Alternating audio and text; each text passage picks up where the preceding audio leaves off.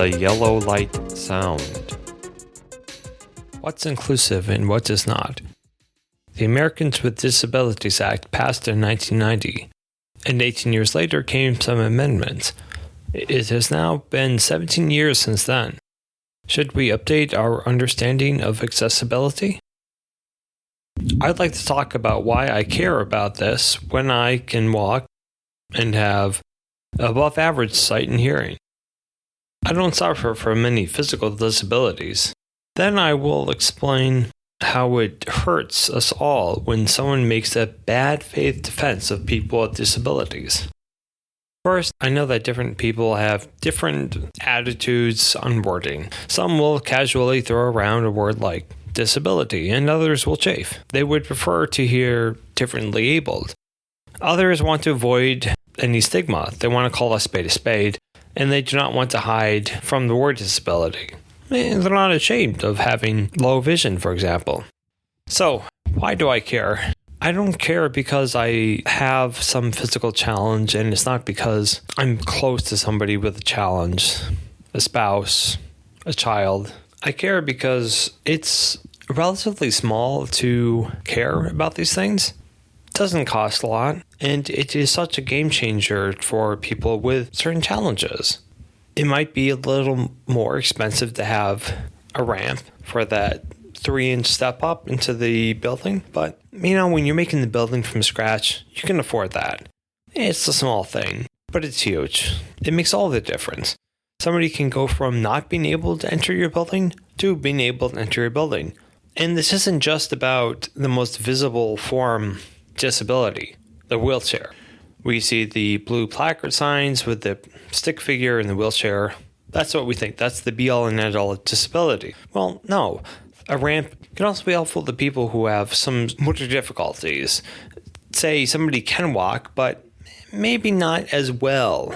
Or maybe somebody is very old and uses a cane. I'm sure that person would prefer to have a gradual gradual ramp up, than to have an abrupt step that's 3 or 4 inches off the ground. So that's part of it. The other thing, too, about why I care is that there is the curb cut effect.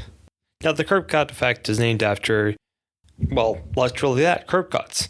It used to be that in cities, when you had sidewalks, when the sidewalks met the roadway, when they met the street, there would be a sudden drop-off. There wasn't a ramp on or off of it. That was the norm. And if you have limited mobility, that's intolerable. You can't get around if that's the case.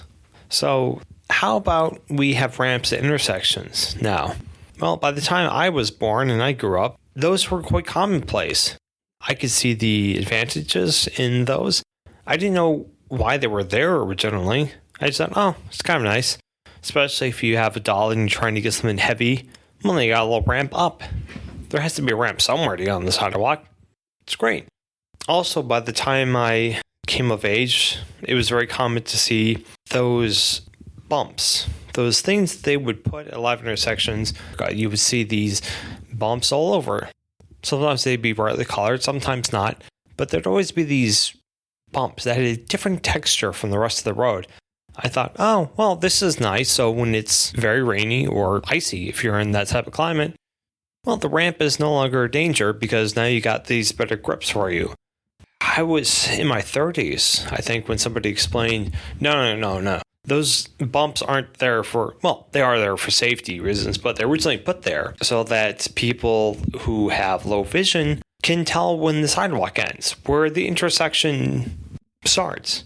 They can feel with their cane, they can feel with their feet, they know, this is the end of the sidewalk. If I take another step, I will be on the blacktop instead of the cement sidewalk. That's the curb cut effect. It helps us all, even if we don't realize that it was originally for other people, had other people in mind. This was a huge game changer for certain groups, but everybody benefited. Nobody says, I wish they did not have these bumps. Nobody really says that. Maybe if you want to count the money, but it's so small. It's a drop in the bucket.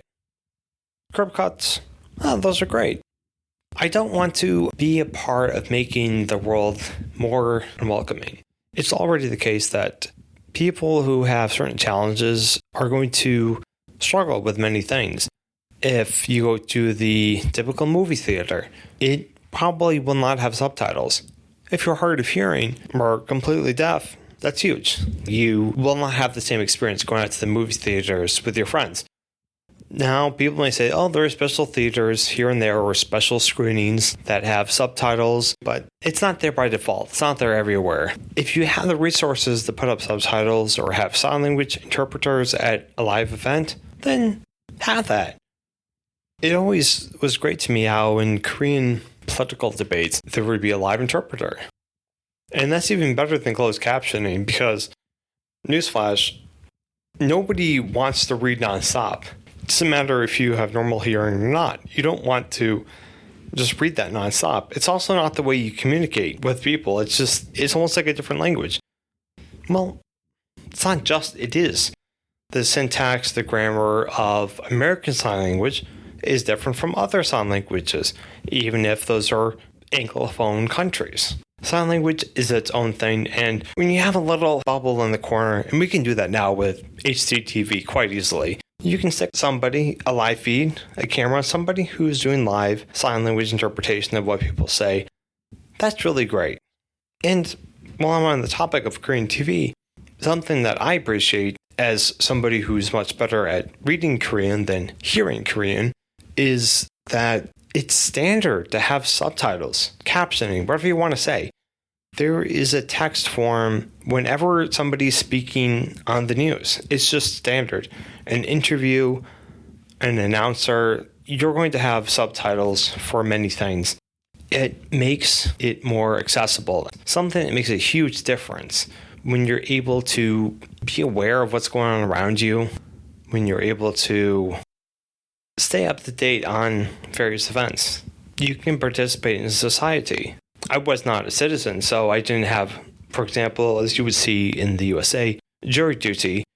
But when you have trials without sign language interpretation, whatever, you're hard of hearing, you're excused, you don't have to serve.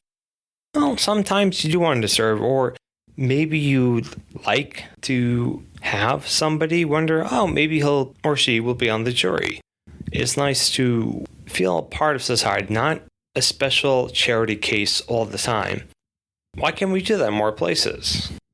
Just the courthouse itself. I mentioned sign language, but you could also have ramps. And I don't mean ramps that you put off to the side. Technically, there's also a ramp here. It's where we get deliveries. And also people who use wheelchairs can use that. No. Why does the front have to be such that it tells anybody with physical challenges, you're not welcome here? It's not for nothing that as a result of civil rights movements, we no longer had segregated water fountains or entrances. That's the thing in a lot of old houses, not just racially, but class-wise too. That's where the help comes. That's for the help. That entrance, that exit, that back side entrance, the nice, regal front entrance, that's for the well-to-do. That's why I care. Now, what do? I make a decision every time I produce content to have transcripts for the audio content and to have audio voiceovers for the essays. I don't want to make the content just for one audience. People might say, it's just a minority, who cares? It's just a small thing. And yeah, maybe it is, but as I've said, they have a lot of other things in life that are hard. I don't want to add to that inconvenience. Why should I?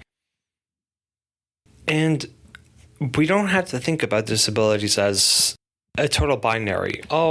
You're completely blind, or you can see perfectly without eyeglasses. You can hear perfectly, or you're deaf as a post. No, there's a lot in between. And we also have people who learn languages. Korea was a lot more accessible to me because of all the subtitling everywhere. If somebody's not a native speaker of English, maybe that person can catch 80% of an audio broadcast. But if there are subtitles to read along, maybe that person will get 98%. If you can do the subtitles, if you can do the transcripts, then why not? The excuse for not doing it is going away very quickly as we see these advancements in chatbots or LLMs or generative AI, whatever you want to call it. I actually wish AI had gone more in that direction. Unfortunately, the money is going towards plagiarizing art, plagiarizing written work, giving confident but false information, for doing things that will make it feasible for you to fire your secretary. That's what AI is doing now. There's not as much money in subtitling, live transcriptions, etc., but it's good enough for a lot of purposes. I see, unfortunately, an abuse of AI. Well, there's a big one with NaNoWriMo. NaNoWriMo is National Novel Writing Month. Every November, this organization puts on a novel writing month. I don't need to go over all the details, but suffice it to say, this organization, as of April 2025, is shutting down. Its most recent contest last fall had this controversial inclusion of AI or promotion of AI, whatever you want to say. The organization was okay with having more AI in the generation of content. If you know about AI and how it works, you will know that it trains itself by looking at existing material. That has its own ethical issues, of course, but what was really strange was NaNoWriMo justified its position by saying, you don't want to be classist or ableist and be anti-AI. Well, is the implication here that you need AI to write for you? Because if you are blind, you can't write well, you can't come up with good stories, you don't feel human emotions.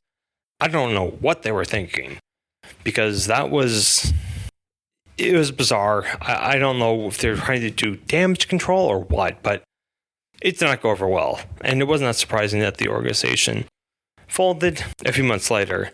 It's in the process, as of this recording, to go away. Now, if we were talking about AI tools being allowed in the contests of, this is helping people who maybe don't have the same mobility with their hands, they're not as dexterous, had a hand amputated, maybe they are low vision, and they would like to be able to talk to the computer. The feature is now. Why can't we do that? Well, for a lot of things we can. Just talk to the computer, have the computer dictate back to you. That would have been great. But that wasn't really what the controversy was about. It was about AI in general, which unfortunately at this point is probably more bad than good for the creative arts. Now, that struck me as a bad faith argument. It was maybe a cost-cutting measure, but it was something that the people who run NaNoWriMo wanted to do. They just wanted to do it anyway. And then when they got pushed back, there's the accusation that, if you're against this, you're being ableist, you're being classist, you're doing XYZ. It's really co-opting the language of the social justice movements. But that's not the only time we hear bad faith arguments. That's like disabilities or people with disabilities, or if they really want to sound progressive, they might use other terminology. The pattern is the same. You see or you hear an organization using language that sounds progressive and is trying to shame critics by saying, they're not progressive, they're heartless, this, that, the other thing, when really they have ulterior motives. I don't know what the exact goal was for NaNoWriMo, so I'm just talking about what seemed to be the case. It seemed as if NaNoWriMo wanted to incorporate some AI tools or give them a blessing, and then after the fact, after the pushback, said, it's about accessibility. Well, we see the same thing with the way we design roads, the way we design streets, the way we design the built environment, the shops you go to, all of that. People may say, not everybody can walk, not everybody can ride a bike, so it's more accessible to make everything car dependent. Now that's clearly from somebody who's just not familiar with somebody who uses the wheelchair. yes, there are custom minivans, and yes, for a lot of long distance trips in many parts of North America, it's more feasible to get a specially modified van and have an elevator, hand controls, whatever it takes, and use that, because there may not be a train from Montana to Minnesota that you can ride. I get that. But for ordinary life, having more cars, more car dependency does not help much. The custom van that you need to run every single errand, well, when everything's really far apart in your town, you're going to have to get in that van for every errand. Post office, bank, corner store, everything. And when you have more car dependency, you've got everybody driving more, and everybody's competing for the parking spaces. Let me be clear. When I'm talking about getting rid of car dependency, I'm not talking about banning cars. I'm talking about making it so that not everybody has to drive for every single thing. This will free up space for people who do need cars. Many of us cannot drive safely, or choose not to drive, or can't afford a car, or want to not have a car for any reason at all. It doesn't matter. I don't have a pilot's license. I do have a driver's license for a car, but it would be kind of silly to expect me to learn how to fly a helicopter and to use that to run all my errands. What makes the car so different? I really don't see how it helps when you separate the businesses. When every store at a strip mall is so far apart that it's like 200-foot walk from one store to the next, you're telling people, oh, okay, walk across this hot blacktop in the sun. If somebody uses a wheelchair or uses a cane and goes a bit slower, then that person is going to spend more time going through a hot parking lot that may feel like a frying pan in the middle of summer.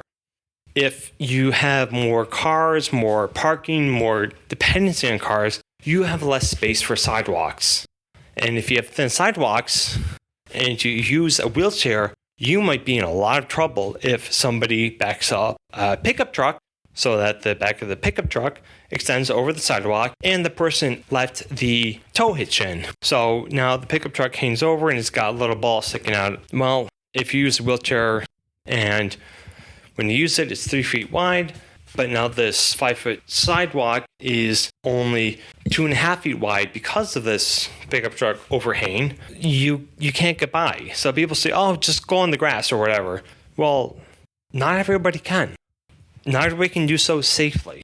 And why should people have to inconvenience themselves like that? It's so backward, really saying this in bad faith. They're making a bad faith argument to justify keeping things the way they are because they like to drive everywhere, or they think it's the only way to do anything, and they're very resistant to change. And then later, after the fact, they cite disabilities. But when we're on the topic of disabilities, let's keep in mind that most disabilities, or to say most people who have some form of disability, will have more trouble driving than with walking. As I said earlier, the ADA logo is that blue and white symbol, blue background, white stick figure on a wheelchair. Well, there are other disabilities too that make it so that you can never drive. You just can't drive. But you can walk, even if it's not bike ride, even if it's not taking an e-bike, which would solve a lot of problems for mobility, but let's just say those don't exist. You can still be blind and walk. You could still be low vision and walk. You could be old, struggling with Alzheimer's, and still walk. You could be very young and walk. You could be somebody who has narcolepsy and still walk. A car might be a little different.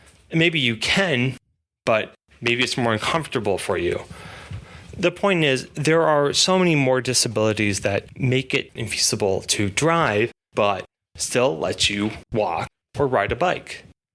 A person I admire who has spoken on this topic is Anna Zivarts. She is in Washington State, a place where she has to confront the challenges of not driving.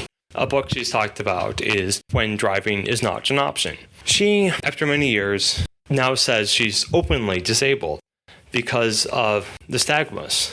She has a condition which makes it so that her eyes move involuntarily, ever so slightly. It makes her vision blurry, and it makes it so that she can't perceive depth in the same way. She just cannot drive. She knows that she would be a danger to herself and others. She had tried once and realized, thankfully, before anybody got hurt, that it just wasn't feasible for her. She's somebody who would try to hide or, let's say, make her condition not an overriding feature, but she has said that she now carries her bright white cane around more often. She finds people are more helpful when she's able to, quote, look more disabled and needed help. But she shouldn't have to. Not every disability is immediately visible to everybody. She doesn't have tinted sunglasses. She's not blind. She's low vision. There's a difference. It's a difference that's enough to make it so that she can walk, she can ride a bike. Can she drive a pickup truck? No. But that shouldn't be a qualification to participate in society. And she represents, I could say, maybe the majority of people who can't drive, because the greatest number of people who have challenges that make them unable to drive are still able to walk. The last thing I wanted to talk about was the bad faith arguments. Physical health. To be blunt, fatness, obesity. Am I being unfair by demanding that everybody walk? Well, I'm not demanding much other than a more equitable place to live. And if we have things closer together and fewer cars and fewer parking spaces separating the buildings, it's not as far to walk. So the idea that people would be expected to jog 5 miles to work is kind of silly. I'm not advocating that. I don't think anybody advocates that. Maybe bike 5 miles to work, but I'm not expecting people to start jogging everywhere across empty cityscapes where the cars used to roam. No, nothing like that. But the thing about weight that gets brought up reminds me of a bad faith argument that Raj Patel brought up in his book Stuffed and Starved. I haven't read the original version, but at least in the second edition in 2012, he had warned, or maybe he saw the early stages of this, or maybe he just saw where things were going to go and he's a bit of a prophet. But he had said that the sugar industry and the fast food industry would say that opposition to fatty foods, promotion of physical fitness, promotion of healthier eating habits is racist or classist, which, right off the bat. Okay, so is the implication that being physically fit is a superpower of the majority in America, the majority race? What's the implication here? So there's that, but, we can hear that today. It's been a few years since then, and I wouldn't be the first person to say the word fatphobic. I'm not suggesting we go back to bullying, ridiculing people, but why should we accommodate and encourage bad habits just because somebody said, oh, well, if you're against eating McDonald's 3 times a day, you're bigoted in some way. It's not bigotry. That's not it at all. That's a bad faith argument. And we should remember that and not be cowed into silence. Think about what you advocate. Will it make the world more accessible to people or more exclusive? Will it make life more pleasant, or will it just continue things as they are? Are we just going to look at accessibility as something to check off on a checklist, or do we want to incorporate that into our thinking? Copyright 2025. Seunjima LLC. Opening theme music by Computer Music All-Stars. May the chorus be with you. Release 2018. Available on the Free Music Archive. Closing theme from the Korea Copyright Commission. A 2022 performance of Samonori Music. Available at Gonyu Madang LSMB G0704. Logo art by Kyle Keswick of Keswick Design Company. in Plattsburgh, New York, with edits for contrast and color recorded in Plattsburgh, New York.